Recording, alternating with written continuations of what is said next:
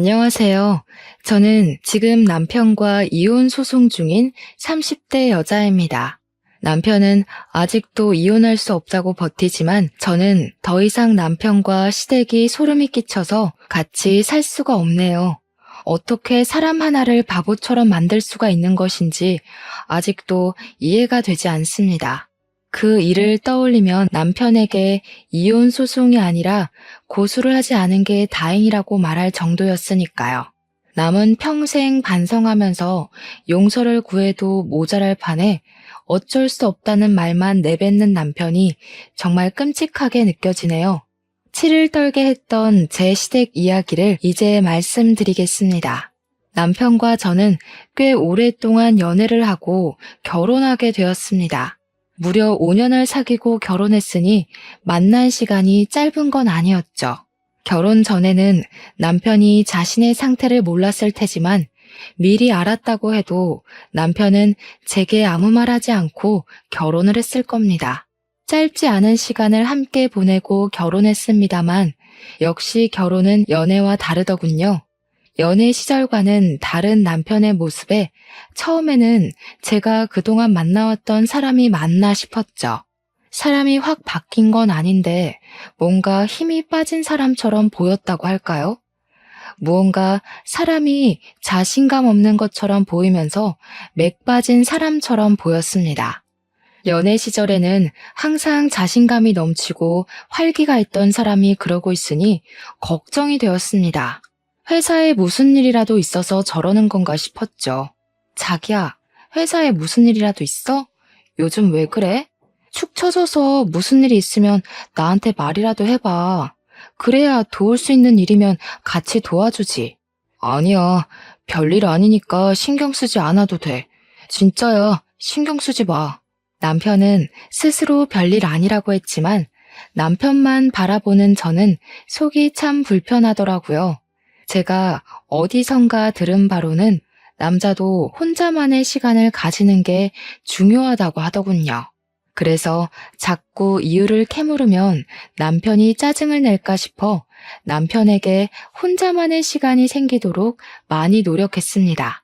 남편의 기운 빠진 모습은 하루 이틀을 넘어 한 달이 넘어가도 좀처럼 좋아지지 않았습니다. 무슨 일 때문에 저렇게 우울해 보이나 싶어도 무슨 일인지 말을 안 해주니 알 수가 없었죠. 그 맥 빠진 모습은 1년 가까이 유지가 되었습니다. 처음에는 걱정하던 저도 익숙해져서 그냥 그런 사람인 걸 내가 몰랐나라고 생각할 정도로 착각을 하게 될 정도였죠. 결혼한 지 1년쯤 될 때였습니다. 남편은 외동아들이었기에 다른 시부모님들처럼 저희 시부모님도 임신을 바라셨습니다. 시댁에 가면 은근슬쩍 제게 왜 아직 소식이 없는지 물어보시는 겁니다. 왜 아직 소식이 없니? 옆집 정인애는 결혼한 지 3개월도 안 되어서 임신했다고 하던데 그 신혼여행에서 아기 들어서는 게 뭐더라?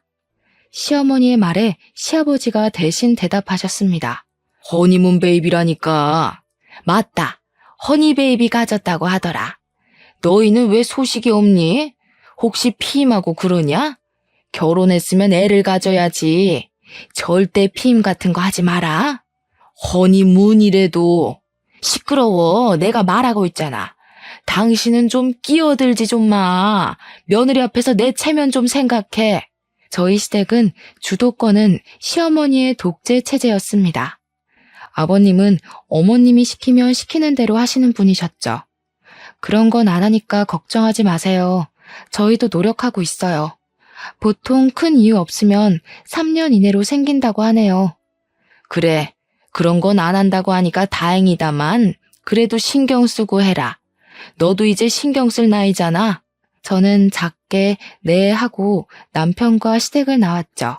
그때만 해도 기다리면 아이가 자연스럽게 생기겠지 하고 별 대수롭지 않게 여겼습니다. 그런데 결혼 3년 차가 되어도 아이가 생기지 않자 어머님의 추궁이 다시 시작되었죠. 너희 아직도 피임하고 있니? 내가 전에 하지 말라고 하지 않았어? 왜 아이 소식이 없는 거야? 저희도 애 낳고 싶어요, 어머니. 그런 거 안 한다고 말씀드렸잖아요. 제 말을 들은 어머님의 두 눈이 동그래지시는 겁니다. 지금까지 저희가 아이가 안 생기는 것은 피임 탓이라고 생각하고 계셨나 보더라고요. 아이고, 그게 무슨 말이냐? 피임을 하지 않는데도 아직도 아이가 안 들어선다는 말이야? 산부인과는 가봤니? 검사는 해봤어? 속사포 같은 어머님의 말에 대답했습니다. 그럼요. 아무 이상 없다고 기다려보라고 했어요. 너무 걱정하지 마세요. 요즘은 다 임신이 늦어진다고 의사 선생님께서 그랬어요. 3년간 기다렸는데 뭘 더 기다리라는 거냐? 너희들 나이는 생각도 안 하니? 더 기다렸다가는 환갑에 아이 낳을 거니? 안 되겠다. 너 내일 오후에 시간 비워둬라. 알았지? 나랑 같이 갈 데 있으니까. 제가 안 된다고 말해봤자 그게 어머님 귀에 들어올 리가 없었죠. 회사에 반차를 쓰고 어머님을 따라 나서야 했습니다. 어머님이 저를 데리고 간 곳은 허름한 건물에 있는 한의원이었습니다. 연식이 느껴지는 한의원 안에서는 젊은 여자들이 앉아서 기다리고 있더라고요. 여기가 그렇게 명이라고 하더라. 너 내 친구 양순이 알지? 왜 결혼식에서 내가 인사시켜줬잖아. 걔네 며느리도 여기서 침 맞고 바로 임신이 됐다고 하더라고. 저는 아무 대답 없이 고개만 끄덕였습니다. 오랜 기다림 끝에 나이 지긋해 백발이 성성한 한의사 선생님과 마주하게 되었습니다. 노인처럼 보이시는 한의사 선생님이 손목을 진맥하고 배에 혈자리를 눌러보았습니다. 결혼한 지 3년이나 되었는데 아이가 없어요? 며느님은 배도 따뜻하고 금방 아이가 들어설 것 같은데 아드님도 같이 데려와 보시지 그러세요. 요즘은 불임 원인이 남자들도 상당히 많이 늘어서요. 지금 누구 아들을 병신 취급하는 겁니까? 내 아들은 멀쩡하다고요. 한의사의 말에 어머님이 소리를 꽥 내지르시는 겁니다. 그렇게 소리를 지르고는 아직 진료 중인 저를 끌고 밖으로 나오셨습니다. 누구를 지금 고자 취급을 하는 거야? 저 영감탱이가. 너 내일 시간 다시 빼놔라. 나랑 다른 병원 갈 테니까. 알았니? 저는 어머님께 네 하고 짧게 대답을 했습니다. 아들 한번 데려오라는 말이 그렇게 기겁하는 일이었을까요? 어머님의 성격을 알고 있으니 내심 서운하면서도 아무 말 하지 못하겠더라고요. 한마디 잘못했다가 달달 볶일 생각을 하니 그냥 네네 하면서 어머님의 비위를 맞춰주는 게 좋다고 생각했죠. 한동안 어머님의 손에 이끌려 산부인과 병원을 더 돌아야만 했습니다. 마지막으로 난임 전문병원에 들러 나팔관 조영술이라는 시술을 받아야 했죠. 나팔관 양쪽도 정상적이시고 생리주기도 정확하고 자궁내막 두께도 좋고 근종 같은 것도 없이 깨끗하니 더 기다려보는 게 어떨까요? 며느님은 아주 건강합니다. 얼마나 기다려야 아이를 가질 수 있는데요? 정 그렇게 급하시면 인공수정이나 시험관을 해보는 방법도 있습니다. 아드님과 같이 한번 병원에 들리시죠. 요즘은 남자들 불임도 많아서. 어머님은 알았다고 하면서 다시 병원을 나오셨습니다. 이렇게 임신에 적극적이시면서 왜 아들이 정상적이지 않다는 말만 나오면 격하게 반응을 하시는지 알 수 없었습니다. 어머님의 그 모습이 은근히 속상했죠. 꼭 제게 문제가 있다는 뜻으로 보였으니까요. 어머님은 여러 명의 의사들에게 제가 지극히 정상이라는 말을 듣고서야 병원 투어를 멈추셨죠. 제가 정상이라는 말을 듣고도 어머님은 임신에 더욱 적극적으로 나오셨습니다. 몸에 좋다는 음식은 다 해먹이기 시작했죠. 보약이며 보양식이며 안 먹은 게 없을 정도였습니다. 그런 어머님의 정성에도 5년 넘게 저희에게 아이는 찾아오지 않았죠. 기다리기가 지쳤는지 어머님이 저희에게 먼저 시험관을 하는 게 어떻겠냐고 말하셨습니다. 아이가 쉽게 생기지 않을 것 같으니까 시험관을 해보는 건 어떻겠니? 보통은 나팔관이 막혀있지 않으면 인공수정을 하는 게 일반적인데 어머님은 인공수정을 건너뛰고 시험관을 하라니 깜짝 놀랐습니다. 그런데 제가 병원에 다녀왔을 때는 시험관보다 인공수정을 해보라고 하던데요. 바로 시험관을 하는 건 좀 그렇지 않을까요? 너는 하나는 알고 둘은 모르는구나. 어차피 인공수정을 하든 시험관을 하든 호르몬 주사를 맞는 건 똑같아.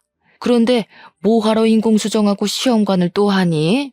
그냥 처음부터 시험관을 하는 게 낫지. 그건 그런데요. 비용 차이가 엄청나잖아요. 인공수정은 정말 얼마 안 들어요. 돈 걱정하지 말고 시험관부터 해라. 다 너 생각해서 하는 말이야. 이럴 때는 어른 말 듣는 거야. 어머님의 성격을 잘 알고 있었으니 더는 토를 달지 않기로 했죠. 어차피 인공수정이 실패하면 시험관을 해야 하는 건 맞는 말이었으니까요. 시험관을 하는 일은 정말 쉬운 일이 아니었습니다. 호르몬 주사를 맞는 것도 그랬지만 3일에 한 번 정도는 병원에 가서 난소에 있는 난자가 얼마나 컸는지 봐야 했기 때문이었죠. 그래도 아기를 갖기 위해서는 어쩔 수가 없었습니다. 저도 제 친구들처럼 아이를 낳아 남편과 알콩달콩 살고 싶었습니다. 아이만 가질 수 있다면 이런 고생쯤은 아무것도 아니라고 생각했죠. 어느새 시간은 흘러서 배란 채취일이 되었습니다. 신선한 정자를 난자에 넣기 위해서는 남편이 병원에 직접 방문하는 게 가장 좋은 방법이었죠. 어머님은 제 병원 스케줄을 하나하나 직접 관리를 하셨기에 그날도 병원에서 나오면서 어머님께 전화를 했습니다. 어머니, 난자 채취일에는 남편과 같이 오라고 하네요. 신선한 정자를 채취해야 한다고요. 너는 회사 다니는 사람 거기까지 불러내야겠니? 내가 알아보니 정자를 집에서 채취해가는 것도 가능하다고 하는구나. 그러니까 병원에서 주는 통 받아서 집으로 가져와라. 몸보신해야 건강한 난자가 나오지. 정말 어머님께서는 모르시는 게 없었습니다. 어머님의 말을 반신반의하며 병원에 남편이 같이 오지 못할 것 같다고 말했습니다. 그랬더니 정말 작은 보온통 같은 것을 주는 겁니다. 직원 말로는 그냥 줄 수는 없고 특별한 사유가 있을 경우에만 지급해준다고 하면서 몇 번의 확인 절차를 거친 후에 통을 주었습니다. 그러면서 될 수 있으면 신선한 상태에서 받아오라고 하더라고요. 저는 그것을 받아서 어머님 댁으로 향했습니다. 어머님 댁을 가니 이번에도 상다리가 부러지게 음식을 차려놓고 기다리고 계셨습니다. 마침 남편도 퇴근해서 왔고 오랜만에 진수성찬이라 남편과 저는 참 허겁지겁 먹었네요. 식사를 끝냈더니 아직 초저녁인데도 잠이 솔솔 오기 시작하는 겁니다. 내일이면 지겨운 호르몬 주사도 끝이라는 생각을 해서인지 꾸벅꾸벅 졸기 시작했고 남편도 일하느라 졸리다며 같이 남편 방에 들어가 잤습니다. 그렇게 8시간을 내리 잤더니 어찌나 개운하던지 몸이 찌푸둥했지만 정신은 참 맑아지더라고요. 그런데 남편도 저랑 같이 일어난 줄 알았는데 책상 위에 놓여져 있던 통을 보니 이미 그게 받아져 있더라고요. 남편이 아침에 시간이 없을 것 같아서 새벽에 미리 받아놓았다고 말하면서 아침을 먹자마자 급하게 출근을 했습니다. 아침 일찍 난자를 채취해야 했기에 저도 그 통을 들고 예약해둔 병원에 아침 일찍 방문했죠. 난자를 채취하고 바로 정자를 난자에 삽입해서 체외 수정을 해서 배아를 만든다고 하는 겁니다. 보통은 3일 뒤에 다시 와서 제 자궁 속에 집어넣기만 하면 된다고 하니 마음이 설레더군요. 아직 배아들이 제 몸속에 들어가지도 않았지만 벌써 마음은 엄마가 된 느낌이었습니다. 난자는 12개가 나오고 건강한 상금 난자는 8개가 나왔다고 의사 선생님이 오셔서 말씀하셨습니다. 상금 난자가 많이 나올수록 건강하고 튼튼한 배아들이 많이 생긴다고 하셨어요. 저는 3일 뒤에 남편과 같이 병원에 내원해서 건강한 배아 2개를 자궁에 넣어 심게 되었습니다. 선생님은 건강한 배아가 3개나 더 있다고 하시면서 냉동을 할 거냐고 물어보더라고요. 남은 배아는 냉동해 드릴까요? 추가로 돈이 들기는 하지만 냉동을 해두시면 다음에는 난자 채취하지 않고 바로 이식만 하실 수 있어요. 호르몬 주사를 맞아야 하는 번거로움이 없다고 하기에 저는 당연히 그렇게 하겠다고 했습니다. 네, 해주세요.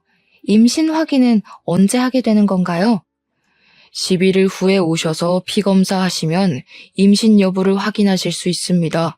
11일 후면 임신 여부를 알 수 있다니 마음이 싱숭생숭해졌습니다. 뱃속에는 이미 아이가 있지만 무사히 아이들이 자궁 내벽에 착상해야 임신되는 것이었죠. 그 기간이 정말 기다려졌습니다. 배아 사진이라고 제 손에 쥐어주는데 동글동글한 세포 분열 중인 배아가 2개가 찍혀 있더군요. 너무 신기하고 저 덩어리들이 제 뱃속에서 아기가 된다니 믿을 수 없었죠. 한참을 쳐다보았죠. 이식 후 2시간 동안 안정을 위해 침대에 누워있다가 집으로 돌아갈 수 있었습니다. 집으로 돌아오는 길에 소식을 기다렸을 어머님께 전화를 드렸습니다. 어머님, 지금 이식 끝내고 집으로 돌아가는 길이에요. 2개 이식 끝냈고요. 3개는 냉동을 해두고 왔어요. 11일 후에 피검사하면 임신인지 알 수 있대요. 그래? 아유, 잘했다. 그런데 왜 너희 집으로 가니? 우리 집으로 와라. 이제부터가 진짜 시작이야. 몸 조심하고 잘 먹고 해야 아이가 잘 붙어 있지. 그리고 너 회사에 전화해서 당분간 쉰다고 해라. 꼼짝 않고 누워 있어야 착상이 잘 된다고 하더구나. 우리 집으로 와서 푹 쉬다가 임신되면 그때 출근해. 임신이 되면 출근하라는 소리에 깜짝 놀랐습니다. 오늘 하루도 팀장님께 사정해서 받은 월차였거든요. 네? 그게 무슨 말씀이세요? 당분간 쉬라뇨. 어머니, 그럼 저 회사에서 잘려요. 병원에서 이식 후에 몇 시간 동안만 휴식 취하면 가벼운 일상생활은 가능하다고 했어요. 걱정하지 마세요. 내가 다 알아봤다. 내가 아는 김씨 며느리도 일주일간 누워 있었더니 한 번에 임신이 성공했다는구나. 잔말하지 말고 우리 집으로 와. 어머님은 무조건 시댁으로 오라고 명령하며 전화를 끊어버리셨습니다. 그 성격을 누가 막을 수가 있을까요? 집으로 향하던 차를 돌려 시댁으로 향하게 되었습니다. 어머님이 말린다고 출근을 안 할 수는 없는 노릇이니 식사를 하면서 괜찮다고 안심을 시켜드려야 했습니다. 어머님, 너무 걱정하지 마세요. 병원에서도 일상생활은 가능하다고 했어요. 출근해도 괜찮을 거예요. 제 업무가 무거운 짐 들거나 돌아다니는 일도 아니고 사무실에 가만히 앉아서 컴퓨터를 하는 일이잖아요. 그러다가 아이가 아래로 흘러내리기라도 하면 어쩌려고? 앉아있는 것도 1~2시간이지. 종일 그렇게 일하고 출퇴근은 또 버스 타고 올 거 아니야. 그런 건 생각 안 하니? 그런 건 일상생활 범주에 끼잖아요. 괜찮을 거예요. 어머님은 저를 향해 화를 내셨어요. 예, 그러다가 애가 잘못되기라도 하면 어쩌려고 그러는 거니? 한 번에 철석같이 붙어야 그 고생을 안 하지. 설마 너 그 고생을 또 하고 싶어서 그러니? 그렇다고 일을 그만둘 수는 없잖아요. 아이를 낳는다면 앞으로 돈이 많이 필요할 텐데요. 아무 일 없을 테니까 너무 걱정하지 마세요. 제 말에 어머님은 못마땅한 표정을 지으셨습니다. 하지만 어쩌겠어요. 요즘 시대에 아이 하나를 키우려고 해도 돈이 많이 드는걸요. 불안해도 일을 해야 했습니다. 겨우 어머님을 설득하고 그날은 저녁만 먹고 집으로 돌아갈 수 있었습니다. 임신 결과를 기다리는 11일 동안 살얼음판을 걷듯 조심해서 다녔습니다. 혹시라도 뱃속의 아이가 미끄러지지는 않을까 싶어서죠. 아직은 착상도 되지 않은 세포 덩어리에 불과하지만 마음은 이미 임신을 했다고 생각해서일까요? 모든 것이 조심스럽고 먹는 것 하나도 신경 쓰게 되더라고요. 그 2주가 안 되는 시간이 얼마나 길게 느껴지던지 빨리 피검사를 하고 아이를 가졌다는 소식을 기다렸습니다. 드디어 11일에 아주 긴 시간이 지나고 남편과 병원을 내원하게 되었습니다. 팔뚝에서 피를 뽑고 잠시 기다리자 검사 결과가 나왔다고 진료실 안으로 들어오라고 하더라고요. 그 순간 얼마나 떨리고 설레던지 조심히 의사 선생님 앞으로 가서 마주 앉았습니다. 수치가 낮네요. 임신이 안 되셨어요. 다음 월경을 시작하시고 검사 후 다시 날짜를 잡아야 할 것 같네요. 임신이 안 됐다는 소리에 실망감이 밀려왔습니다. 기대를 많이 했거든요. 제 실망한 얼굴을 보았는지 의사 선생님께서 저를 위로해 주더군요. 너무 실망하지 마세요. 아직 건강한 배아 3개나 냉동해 두었잖아요. 다음에 3개 한꺼번에 넣어봅시다. 어깨가 축 처져 병원에서 나오는데 임신이 안 됐다는 것도 그렇지만 어머님께 한 소리 들을 생각하니 눈앞이 막막해지더라고요. 그래도 알려드려야지 어쩌겠어요. 저보다 더 많이 손주를 기다리셨으니까요. 어머니, 병원에 다녀왔어요. 그런데 임신이 안 되었다고 하네요. 어머님은 한참이나 핸드폰 너머로 아무 말이 없으셨어요. 당연히 한 소리 들을 줄 알고 잔뜩 긴장하고 있었는데 말이죠. 안 됐으면 어쩔 수 없지. 다음에는 언제 이식 가능하다고 하니? 그 냉동인가? 그거 할 수 있다고 했지? 이미 안 된 건 잊어버리고 빨리 다음 이식 준비해라. 딱 그 말만 하시고 전화를 끊으시더라고요. 그때는 얼마나 감사하던지 어머님도 저만큼 실망하셨을 테지만 내색하지 않으셨죠. 집으로 돌아가는 길에 남편은 아무 말이 없었습니다. 제가 말을 걸어도 뚝뚝 끊어지는 단답형 말뿐이었죠. 처음에는 실망이 너무 커서 그러나 생각했습니다. 그런데 며칠이 지나도 그의 기분은 쉽게 나아지지 않는 겁니다. 예전처럼 또 말을 잘하지 않는 남편의 모습에 저도 점점 지쳐만 갔습니다.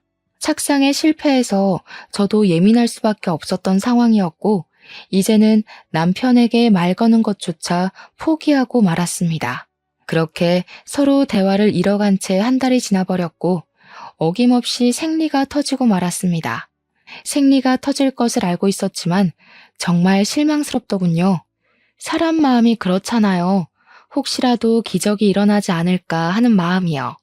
저는 다시 병원을 내원하고 피검사를 하고 이식 날짜를 잡아야 했습니다. 호르몬 주사를 맞지 않을 뿐이지 복잡한 건 똑같았습니다. 다시 이식날이 되어 병원 천장을 바라보고 있는데 마음이 복잡해지더라고요. 이번에는 3개나 넣는데 혹시 새쌍둥이가 되는 거 아닐까? 아니면 저번처럼 3개 다 실패하는 건 아닐까? 별별 생각이 다 들었습니다. 그래도 이번에는 제발 한 녀석이라도 잘 붙기를 기다렸습니다.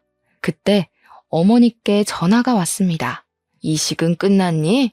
이번에는 편하게 쉬어라. 회사에 쉰다고 말도 하고, 알겠니? 그래야 그 고생을 또 안 하지. 네, 어머니. 회사에도 내일 모레까지 쉬겠다고 말하고 월차 당겨 썼어요.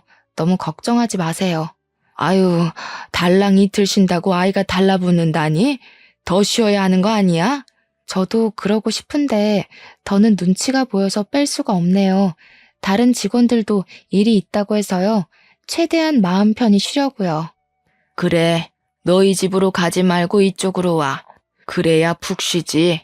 친딸처럼 챙겨주시는 마음에 감동했습니다. 하나하나 신경 써서 챙겨주는 게 어렵잖아요. 어머님은 이부자리 하나, 먹는 것 하나까지 신경 써서 챙겨주셨지만 이번에도 임신이 되지 않았습니다. 2번째 시험관마저 실패를 하니 마음이 뒤숭숭해졌습니다.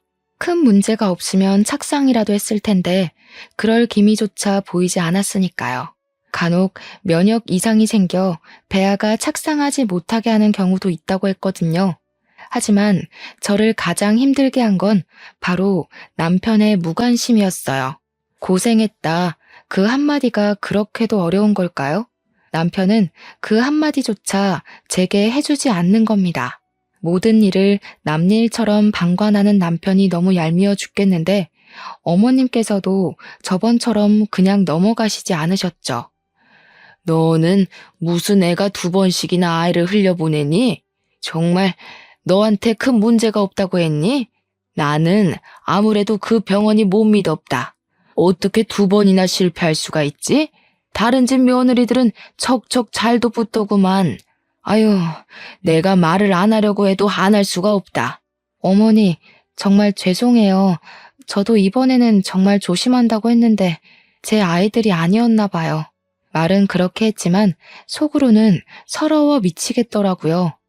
저도 엄마가 되고 싶고 아이를 품고 싶은 마음은 간절한데 왜 임신 실패는 전부 여자 탓인 걸까요?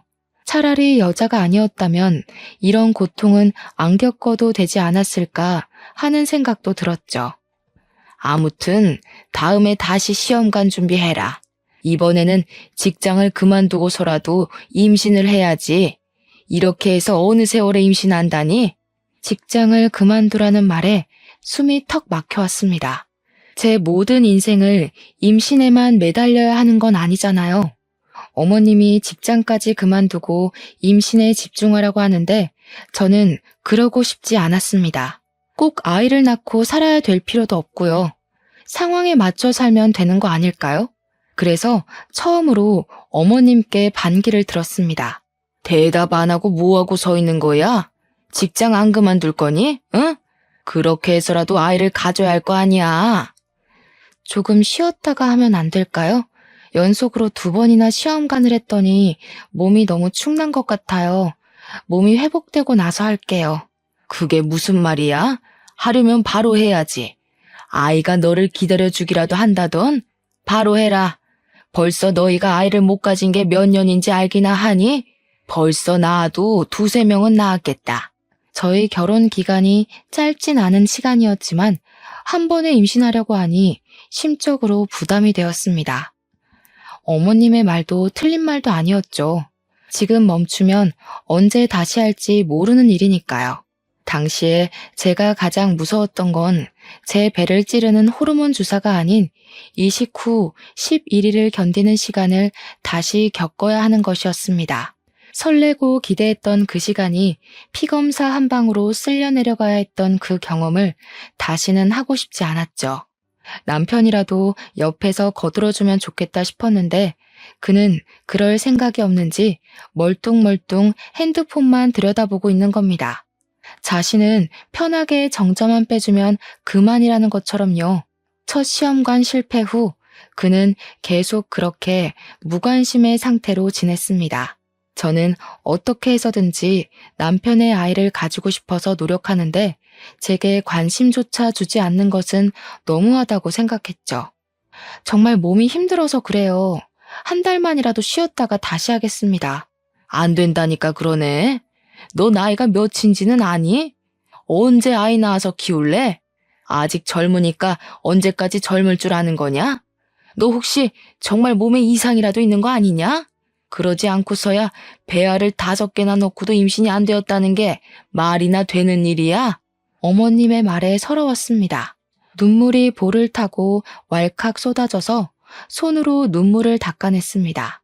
그 상황에서도 남편은 핸드폰만 쳐다보고 있는 겁니다.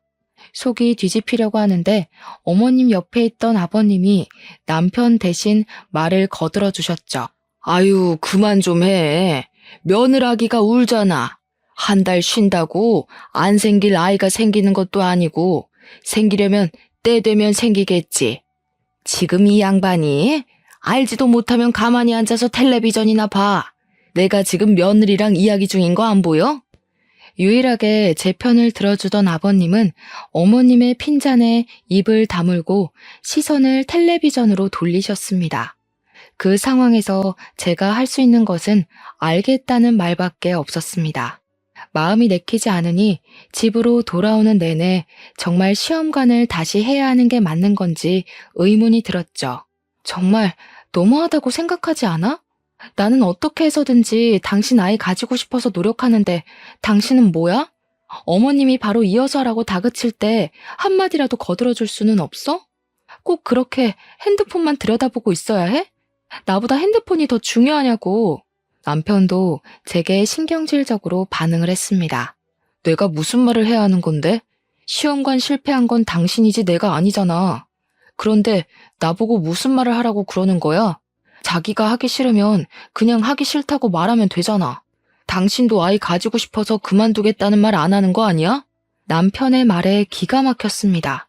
남편의 말은 꼭 저 혼자 아이를 가지고 싶어 안다라는 사람 같았죠. 본인은 아이를 원치 않았다는 듯이 말이죠. 당신은 아이를 원하지 않는다는 소리야? 왜 시험관으로 생기는 아이는 당신 아이 같지가 않아? 저번부터 왜 그러는 건데? 난 당신만 있으면 돼. 아이 없어도 괜찮다고. 그런데 당신이나 어머니는 아이를 안 가지면 큰일 나는 사람들처럼 구니까 그렇지. 뭐? 내가 언제? 나는 어머님이 시키니까 그대로 따랐을 뿐이잖아. 당신도 결혼한 지 1년도 안 됐을 때부터 어머님이 나 앉혀놓고 한 이야기 다 들었잖아. 그런데 왜 내 탓을 하는 거야? 당신이 아이를 원하지 않았으면 어머님께 한마디 했어도 됐잖아. 이제까지 아무 말 없이 가만히 있었으면서 왜 나를 아이 못 가져서 미친 사람처럼 말하는 거냐고. 내가 언제 아이 못 가져서 미친 사람이래? 적당히 해도 되는데 정도를 넘어서니까 그렇지. 그러니까 어머님 성격을 잘 아는 당신이 그 한마디를 해주었으면 되는 거라고. 저희는 그렇게 같은 말을 하면서 한참을 싸워야 했습니다. 그리고 어김없이 어머님의 재촉이 시작되었죠. 생리는 시작했니? 생리하면 병원에 다녀와야지. 시험관 빨리 하고 아이를 낳아서 살아라. 그래야 사람 사는 정도 느끼는 거야. 내 말 알겠지? 어머님, 저희 아이 없어도 괜찮을 것 같아요. 그이도 아이를 가지고 싶은 마음이 별로 없는 것 같고요. 저도 이번에 아이에 대한 마음 내려놓았어요. 핸드폰 너머로 어머님의 분노가 그대로 전해져 왔습니다. 그게 무슨 말이냐? 아이를 안 가져도 된다니? 세상에, 내가 요즘 애들이 아이 안 낳는다는 말은 들어보긴 했다만 내 며느리한테 그런 말 들을 줄은 생각하지도 못했다. 시집 왔으면 당연히 자식을 낳아야 한다는 생각을 해야지. 그럼 뭐하러 결혼한다니? 당장 병원 가라. 알겠니? 변명할 틈도 없이 어머님은 핸드폰을 끊어버리셨습니다. 별 수 있나요? 이혼하지 않고 시댁과 연을 끊고 살 것이 아니면 어머님 말씀에 따라야죠. 저도 아이는 가지고 싶었습니다. 단지 시간을 여유 있게 가지고 몸과 마음이 회복하면 다시 시작하고 싶었던 거였죠. 다시 호르몬 주사를 맞으면서 난자 채취일이 되자 어머님은 저희를 다시 시댁으로 부르셨습니다. 저를 위해 어머님의 헌신적인 케어가 시작된 거였죠. 너희 내일 난자 채취하지? 오늘 우리 집으로 와라. 아들 거 받을 통도 챙겨온 거지? 꼭 들고 와라. 알겠지?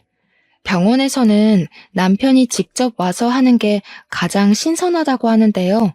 이번에는 남편이랑 같이 가서 받아올게요. 너는 무슨 바쁜 애를 자꾸 병원에 데리고 가려고 하니? 너도 일 그만두면 누가 너희를 먹여 살려? 잔말 말고 통이나 받아와. 제 생각으로는 신선한 정자가 성공률이 더 높을 것 같은데 굳이 정액을 받아서 가라니 이해가 되지 않았습니다. 남편과 충분히 갈 수 있는 시간이고 거리인데 말이죠. 그런 의문을 품고 저희는 시댁으로 향했습니다. 어머님은 저를 위해 다시 상다리가 부러지게 음식을 차려주셨습니다. 너무 감사했죠. 이번에는 꼭 착상에 성공해서 어머님께 손주를 안겨드리고 싶었습니다. 그런데 저녁을 먹고 나니 졸음이 밀려들었습니다. 몇 달 동안 몸을 축내며 시험관을 하면서 최근에 체력이 많이 떨어졌는지 조금만 무리한다 싶으면 졸음이 쏟아져 왔거든요. 저녁 식사를 마친 상을 치우는 중에도 눈꺼풀이 감겨왔어요.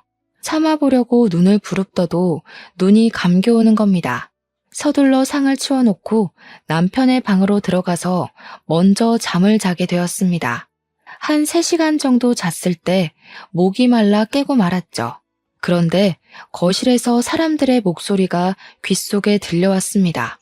잠결이라 잘 들리지 않았지만 남편의 목소리라는 것은 확실히 알겠더라고요. 이거 꼭 계속해야 해요? 그냥 그만하면 안 돼요. 아이 없이 그냥 살겠습니다. 그게 저희에게도 더 좋을 것 같고요. 어머님께 그렇게 말을 해주니 남편이 제 앞에서는 내색 안 하더니 뒤로는 이렇게 내 편을 들어주고 있구나 속으로 뿌듯했습니다. 그런데 뒤에 들려오는 말이 조금 이상해지기 시작했죠. 그게 무슨 말이야? 아이는 있어야지. 아이 있는 것하고 없는 것하고 얼마나 차이가 크게 나는지 알기나 하는 거야? 이렇게 해서 낳은 아이가 제 아이예요? 아버지 아이잖아요. 저 사람 속여 낳아도 제 아이가 아니라 제 동생이 태어나는 거라고요. 제 아내 몸에서 낳은 동생을 보면서 어떻게 평생 살라는 말이에요? 시끄러워. 그렇게 해서라도 아이를 낳아야 고자라는 소리를 안 듣지. 아휴, 난 부끄러워서 어디 가서 말도 못하고. 아이 하나만 떡하니 낳아봐라.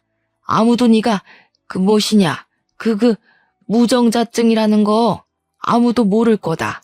순간 제 귀를 의심했어요. 남편의 아이가 아니라 아버님의 아이라니. 거기다 남편이 무정자증이라는 말은 처음 듣는 말이었죠. 화가 머리끝까지 치밀어 오르자 밀려 들어오는 잠도 확 깨버리는 겁니다. 문을 벌컥 열고 거실로 나가자 세 사람이 놀란 토끼 눈을 하고 저를 쳐다보았습니다. 저는 남편에게 다가갔습니다. 그게 무슨 말이야? 방금 그 말 무슨 말이냐고. 사실대로 말해, 빨리. 남편은 저를 보고 깊은 숨을 내쉬더니 고개를 푹 숙이고 말했습니다. 미안해. 그동안 당신이 가져간 통에는 내 거가 아니었어. 우리 아버지 거였지. 나도 결혼 전엔 몰랐는데 결혼 직전에 갑자기 붉은 물이 나와서 병원에 갔더니 무정자증이라는 거야. 수치스러워서 아무한테도 말 못하고 어머니도 누구보다 손주를 원하시니까 내가 말 안 하면 그만일 거라고 안일하게 생각해버렸어. 일이 이렇게 커질 줄 나도 몰랐어. 여보, 정말 미안해. 지금 그걸 말이라고 하는 거야? 무정자증을 처음 알았을 때 나한테 말해야 하는 거 아니야? 왜 어머님에게는 말하고 나에게는 말 한마디 안 한 거야? 그리고 병원에서 검사했을 때는 무정자증 판정이 안 나왔잖아. 그때는 병원 내원하기 전에 미리 아버지의 것을 받아갔었어. 몰래 아버지 것으로 바꿔치기 해서 검사를 한 거야. 당신이 아이를 너무 좋아하니까 무정자증이라고 말하면 이혼하자고 할까봐 말 못하겠더라고. 그렇다고 나를 속여서 아버님 아이를 낳게 하는 게 말이 되는 소리래? 정말 눈이 뒤집혀서 폭발할 지경이었죠. 그런데 남편 옆에 계시던 어머님의 말이 더욱 가관이었습니다. 누구 애든 낳으면 되지 않니? 어차피 너희 남편이랑 피가 섞인 건 마찬가지잖아. 뭐가 문제라고 이렇게 소란인 줄 모르겠구나. 이 문제가 얼마나 심각하고 잘못되었는지 모르시는 어머님의 모습에 경악을 했습니다. 저는 어머님을 향해 소리쳤습니다. 어머님, 지금 제정신인 거예요? 그렇게 나오면 뭐예요? 어머님이랑 피 한 방울도 안 섞인 아이가 생기는 거예요. 시아버님의 아이가 다른 여자한테서 생기는 거라고요. 그런 생각은 하나도 안 하셨나 봐요. 저는 도저히 이 미친 집구석에서 못 살겠습니다. 당신, 나랑 당장 이혼할 준비해. 저는 거둑과 차키만 들고 시댁에서 뛰쳐나왔습니다. 차를 운전해서 친정으로 향했죠. 가는 내내 이 어이없는 상황에 눈물이 흘러내렸습니다. 사랑했던 남편과 믿었던 시댁이 저 몰래 이런 끔찍한 짓을 꾸몄을 거라고 상상도 못했습니다. 임신이라도 했더라면 그 아이는 누구의 아이라고 해야 하는 걸까요?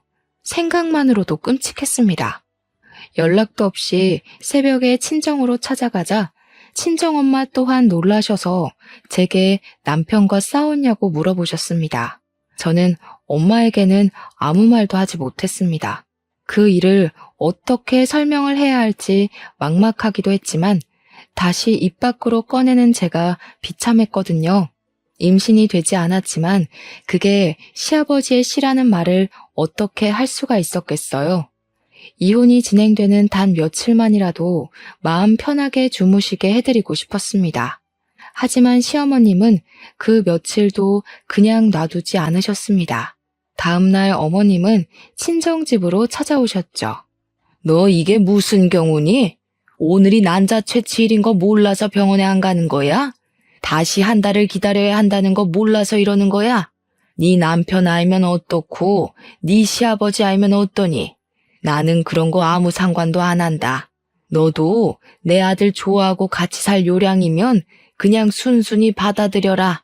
옆에서 잠자코 듣고 있던 엄마가 얼굴을 찌푸렸습니다.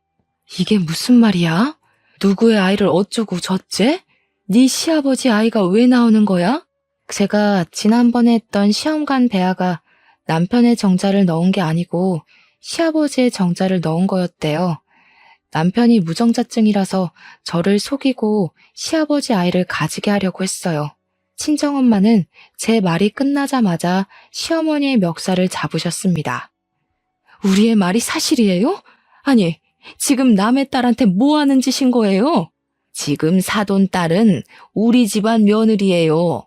저희 집에 며느리로 들어왔으면 집안의 대를 이으라고 말하는 게 그렇게 이상한 겁니까? 제 아들이 정자가 없으니 시아버지 정자라도 받아서 대를 이어야죠. 당신 나가. 당장 내 집에서 나가. 아무리 그렇다고 해도 사람이 할 짓이 있고 아닌 게 있는 겁니다. 물어봐도 거절할 판에 속이고 그런 일을 저질렀으면 최소한 잘못했다고 말해야지. 고소하기 전에 빨리 꺼져요. 어머님은 한참을 엄마를 노려보시더니 뒤돌아가셨습니다. 너는 그런 일이 있었으면 엄마한테 당장 말을 해야지. 말도 안 하고 뭐 하고 있었던 거야? 최서방 당장 불러라. 내가 가만두나 봐. 엄마의 전화를 받은 남편이 헐레벌떡 친정으로 달려왔습니다. 엄마는 남편이 현관으로 들어서자마자 다가가셔서 뺨을 세게 내리치셨습니다. 금수만도 못한 놈. 자네는 엄마가 시킨다고 다 하는 모양이지? 그게 무슨 짓인지 알면서 입 꼭 다물고 뭐 하는 짓인가? 딸한테 이야기를 들어보니 아이를 그렇게 바라지도 않았던 모양이던데 그러면 처음부터 사실대로 말하고 그냥 둘이 살면 되지. 원하지도 않은 아이 낳게 해서 뭘 어쩌려고. 내 딸 데려갈 때는 손끝에 물 한 방울 안 묻히게 할 것처럼 굴더니 이게 무슨 짓이야? 남편은 엄마 앞에 무릎을 꿇고 빌기 시작했습니다. 정말 죄송합니다, 장모님. 처음부터 그럴 생각은 없었습니다.